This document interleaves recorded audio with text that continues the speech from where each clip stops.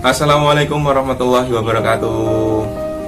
Halo adik-adik, perkenalkan nama saya Muhammad Ali Sofyan Aji. Ya, di sini kakak guru ingin menjelaskan materi tentang bakat. Nah, di jam pelajaran bimbingan dan konseling, saya ingin menyampaikan layanan informasi berkaitan tentang bakat. Apakah adik-adik semua siap? Baik. Ya, sebelum kita melangkah ke materi, lebih baiknya kita berdoa terlebih dahulu. Oke, menurut kepercayaan masing-masing, berdoa dimulai. Cukup. Baik adik-adik, sekarang kakak guru ingin menyampaikan materi tentang layanan bimbingan dan konseling berkaitan tentang layanan informasi soal bakat. Apakah adik-adik sudah mengetahui apa itu bakat? Jika belum, saya ingin memberikan pengertian tentang apa itu bakat. Jadi bakat atau bahasa kerennya adalah aptitude, adalah suatu kemampuan dari dalam diri, di mana kemampuan tersebut sudah melekat dari dalam diri seseorang untuk melakukan hal-hal tertentu dengan lebih cepat dan lebih baik. Jadi bakat adalah kemampuan yang ada di dalam diri kita untuk melakukan hal-hal tertentu dengan lebih cepat dan lebih baik. Orang-orang biasanya yang kita ambil contoh orang yang suka bernyanyi. Semua orang bisa bernyanyi, tapi orang yang berbakat atau bakat dalam hal bernyanyi akan lebih cepat dan lebih baik dalam melakukan hal atau bernyanyi tersebut. Bisa dimengerti? Oke, ya. Selanjutnya adalah bakat. Bakat itu sendiri dibedakan menjadi dua jenis bakat. Yang pertama adalah bakat umum. Ya, bakat umum, yang kedua adalah bakat khusus. Bakat umum sendiri adalah kemampuan dasar yang dimiliki oleh seseorang untuk melakukan hal-hal tertentu. Jadi kemampuan dasar dan kemampuan umum itu sendiri seperti berbicara, terus seperti menulis, bergerak, berpikir, membaca. Inilah bakat-bakat yang dimiliki oleh semua orang atau umum, yang semua orang bisa memilikinya. Jadi kemampuan dasar yang ada pada diri seseorang. Selanjutnya adalah bakat khusus.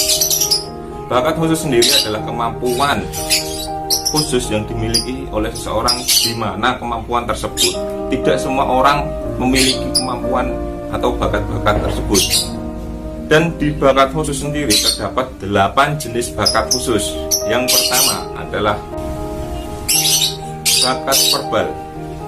Bakat verbal sendiri adalah kemampuan yang ditunjukkan dalam konsep untuk menata sebuah kata-kata, di mana kemampuan ini tuh biasanya orang-orang yang pintar berbicara, berretorika, itu adalah orang-orang yang memiliki bakat verbal.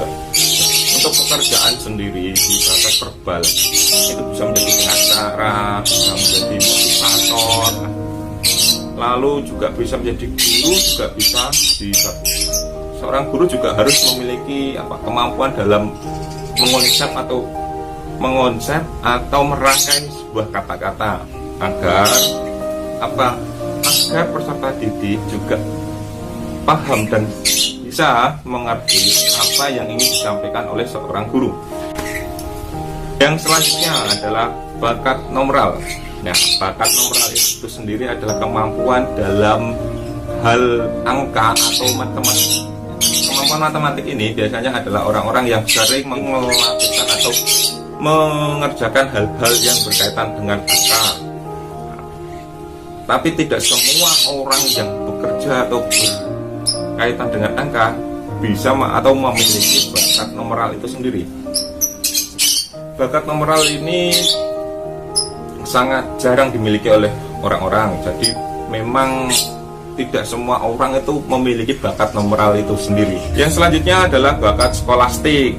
Ya, bakat skolastik sendiri adalah kemampuan dalam dua hal, yaitu tentang kata-kata, dan kedua adalah tentang nomoral. Jadi orang-orang yang memiliki pintar berbahasa atau pintar berkata-kata, mengonsep sebuah kata-kata, dan kedua adalah menghitung sebuah angka atau numeral. Itu adalah memiliki orang-orang yang plastik. Jadi gabungan antara bakat verbal dan bakat numeral itu sendiri. Selanjutnya adalah adik bisa dipahami guys semua guys. Selanjutnya adalah bakat abstraknya. Bakat apa nih? Khusus yang dimiliki oleh seseorang, rangkaian atau mengkonsep ukuran, rancangan, nah seperti itu. Dan bakat abstrak itu sendiri biasanya dimiliki oleh orang-orang desainer, seperti itu.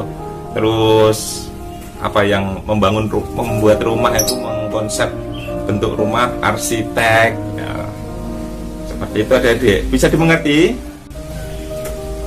Selanjutnya adalah bakat relasi ruang. Bakat relasi ruang adalah kemampuan khusus seseorang dalam mengamati dan menceritakan konsep dua dimensi. Bisa dimengerti? Mengamati dan menceritakan konsep dua dimensi. Dan selanjutnya juga ada bakat. Selanjutnya adalah bakat ketelitian klesikal.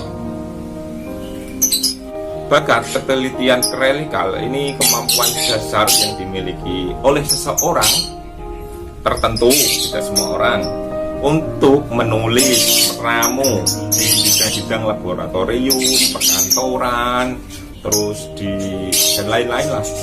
Dalam menulis, meramu di bidang-bidang laboratorium.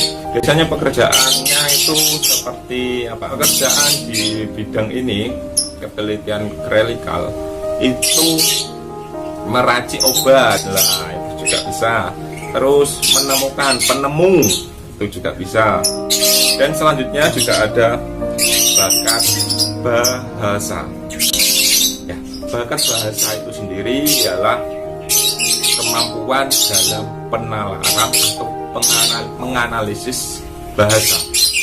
Jadi bakat bahasa ini jarang ditemukan karena bakat ini sangat unik sekali teman-teman, adik-adik. Karena bakat penalaran bahasa atau bakat bahasa itu sendiri itu pintar dalam berbahasa atau dalam berkomunikasi dengan bahasa-bahasa asing. Dia bisa langsung menganalisis, oh ini maksudnya seperti ini maksudnya seperti ini, seperti itu. Dan dia itu juga bisa berkomunikasi dengan orang-orang yang memang yang bahasanya tidak seperti bahasa ibu kita. Jadi orang-orang tersebut sangat unik dan sangat memiliki kemampuan khusus di bidang bakat tersebut. Jadi, apakah adik-adik sudah mengerti? Apakah adik-adik sudah mengerti tentang bakat-bakat khusus yang telah kakak guru ini sampaikan? Baik, ya cukup sekian adik-adik, karena waktunya cuma minimal 10 menit. Jadi saya sampaikan sesuai batas minimum aja ya adik-adik ya. Untuk pelajaran bimbingan dan konseling, saya sampaikan layanan informasi berkaitan tentang bakat. Cukup sekian, semoga adik-adik bermanfaat. Dan bila ada pertanyaan bisa ditulis dan di WA di nomor yang ada di bawah ini. Cukup sekian, terima kasih. Assalamualaikum warahmatullahi wabarakatuh.